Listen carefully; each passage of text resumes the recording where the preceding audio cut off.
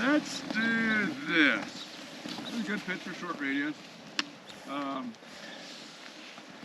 We now have your, at Schweitzer it's probably a school group. It's some pretty good middle school kids maybe. 7th and 8th graders, they go to, they grew up here. And so you got some pretty good kids. They can totally ski this parallel. They want to practice. Their goal is to get off into some crud or something. And so you're going to show them a pretty decent short radius turn to make sure before you take them into bumps they can do that. And your movement analysis assignment is to watch a couple other people and what are the skis doing at the finishing phase of the turn, if we call finish across the hill here. Okay, so we've narrowed phase of turn and we've narrowed focus to skis, which is really helpful. And here's how I might demonstrate that. Well, I don't know. I'll go down there and stop somewhere. We got a road about a third of the way down. And Okay. then a second pitch if we want to do 2 sections. Okay, cool. We'll stop at the road. Hopefully not on the road. Okay, so here's my middle school demonstration. Oh, he wanted some speed.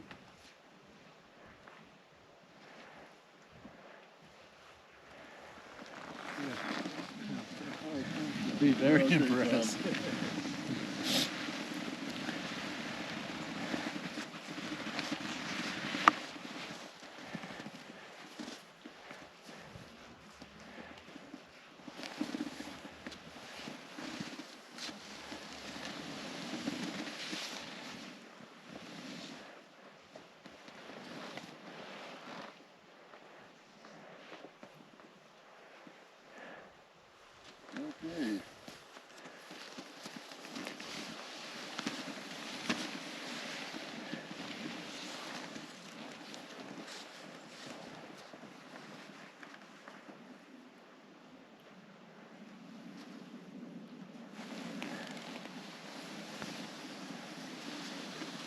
Everyone's first turns weren't very good, and then they got better. So one of the things But they since your examiner can't see you on a spot like this, that's Yeah. probably okay. one of the things they tell us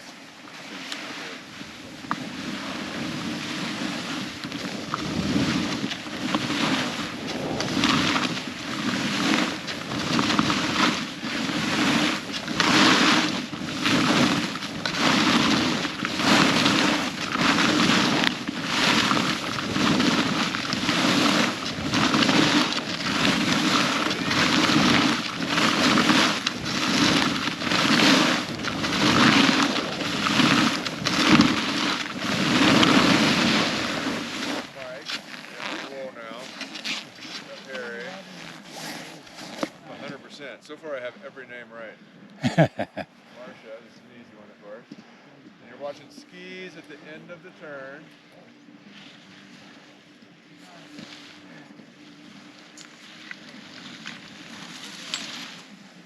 Good work, Marcia. Oh yeah, you guys you said this a little bit. But make sure you're off to the side here, not very wild snowboarder. Watch the skis at the bottom of the turn. German, right? Next one of us. Jake is up above. Jake, okay. Okay, that one. Jake's the last one, right? Yep. Okay. You told me And he's our snowboarder. Yeah, exactly. Okay, so, for example, when Stan came down, his skis, at the bottom of the turn, were both tipped on edge, pretty equal. They were parallel, and they had enough edge engagement that they were bending still and carrying him across the hill. And then somewhere in here, they both started unedging and rolling into the next part of the turn, but that's the next part of the turn.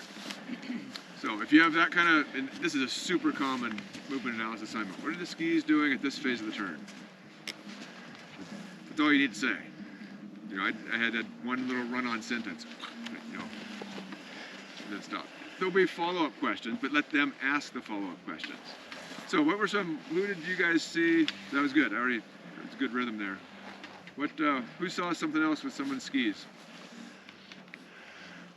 I saw that Jake's turns were a little longer because his upper and lower body separation wasn't quite as defined. Okay. So Marcia's going, she's an overachiever here because she made a cause and effect statement. His turns did this because his body movements did that. But weren't we supposed to be looking At the skis. So there's an interesting thing. Yes, now, if you're an overachiever and you go to cause effect, maybe that doesn't hurt you so much. If you're just a distracted achiever and you say Jake's turn shape was less round, Yeah. you know, well, we were asking you to look at the skis. Right. So that's where it's like, oh, come on, you know, give me, what am I asking for? So One of the things on my sheet of the paper is answer the question that you're asked. But like I say, she went above and beyond in a good way, cause effect. So you could say that this part of his turn was a little more skiddy because his upper body was still facing the ski. Okay, there you go. And once again, you overachieved. but you did, but this time you did say specific what the ski was doing. What the ski was doing So you at a answered the certain part. question and you made a cause effect The statement. So, ski was skidding. yeah. Yeah. Okay, good. Somebody else. So This is exam realism. Oh, I don't want to talk. All right, so What? I gotta say I'll try. something. This I'll is try. part of the practice. So when I saw Dermot come down on his skis, I could see where the apex of his turn and the pressure increased on his outside ski, and that's what allowed that edge control to continue that turn. Nice. Is that acceptable Yeah. to say? So yeah, again, a little bit overachiever because you made a little bit of a cause effect. So don't feel like you need to avoid that, because you stayed on task, you stayed with the ski, and you just elaborated. The next Okay, question is going to be, why did they do that? Yes. So if you go straight there, you answered follow-up question number one. The skis did this. Okay, so what did Dermot do with his body? And you know, and you had the body thing with Jake too. Oh, well he. I don't know if you said with his body. You said he had pressure on the ski earlier. Yeah, that's what I'm about to say. So then we could say, well, what did he do with his body to get the pressure on his ski? Well, he was moving forward. Yeah. You know, the direction of his movement was more along the length toward the front, so then that moved pressure towards the tip, and it bit in there. So when I was on top, it was harder to see what people were doing at the bottom of their turn. Oh, sure, right. When I was looking down the hill, so I thought I only could see like two people Yeah. because there were three people after me. Oh, okay, right. Right. So there was only three people that I could pick from. So my question is, do I get to pick who So usually, I mean, are you going to say Marcia told me what Dermot did and I wasn't paying any attention? no, that would be rare. Usually often I should say, this will be set up in a line rotation, and I'll ski down beside you, and I'll say, okay, watch gray pants guy, and watch the finish of the turn and whatever ski's doing. So you'll know ahead of time, who am I watching, what phase of the turn am I looking at, and we do that very intentionally, because otherwise, like, oh, I saw his pull plant, and you talked about his knee angle. Right.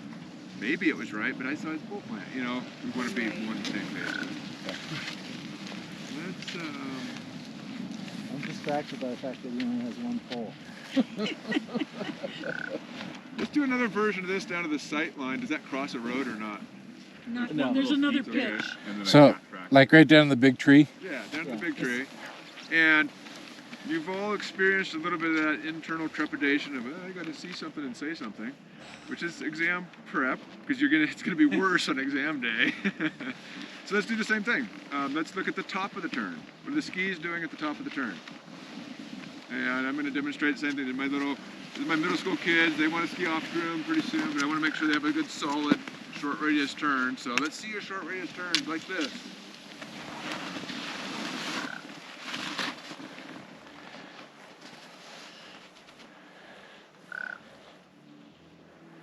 He's as good as Ernie. So we're now analyzing skis. Top of and the turn. So really looking for the steering, the rotary movement. Well, no, you're getting early edge. Are you getting edge before the apex? Probably one of the most important parts.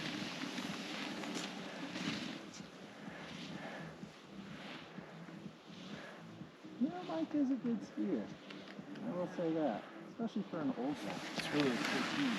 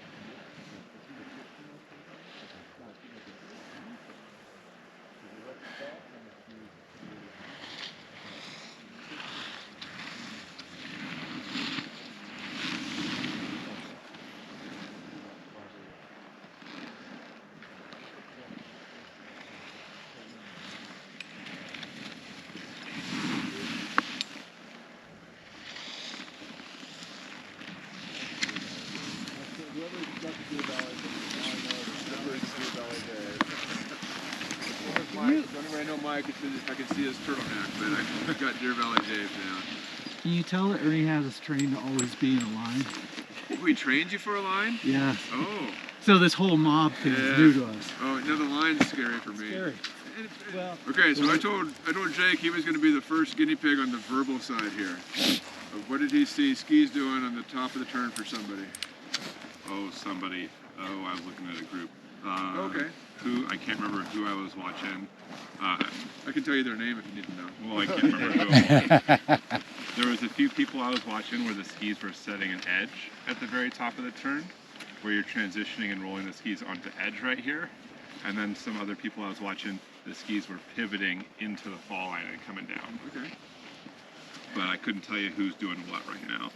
And again, the setup with exam, I would have told Jake, watch Dermot. So then he wouldn't have that whole, oh yeah, I saw blue guy and black guy and so. Kind of in survival. Were you saying something? You had something in mind? Keep up Oh with no, everybody. I was just trying to help Okay. him. I was just gonna put that. So we were talking about the start of the turn. Yeah. So we're, I'd say I'll pick on Dave. So I could see Dave steering, allowing his rotary movement and steer into the turn early, and come around, steer his skis into the turn. Where I could see the tips really take effect on the snow, and allow them to steer in place. Okay. Somebody else, who'd you watch? Dermot had a lot more rotation and skidding at the top than some of the others. Okay. And that, I'm trying to just think in my mind here. Totally hit the assignment, what were the skis doing at the top of the turn? So, and then you stop. Be throughout. More common on the first turn. So a way to prevent yourself from doing that is when you take off, go straight down the hill. Notice that you do that. And turn out of the fall line. Gotcha. And that gives you a little bit of speed and energy. If I try to go from here down, it's a little, I'm not going very fast. I don't have any of those good forces to help me out. And so it's difficult and scary to get in this spot. And so I skip it and I go like that. so that's a cheat. That's good. That's Yeah. good to know. Yeah, the cheat is if you go here, I'm not going to wedge this turn. And I have enough energy that that Huh. Trick, trick, trick. Yay. I like that. Good trick. Yeah.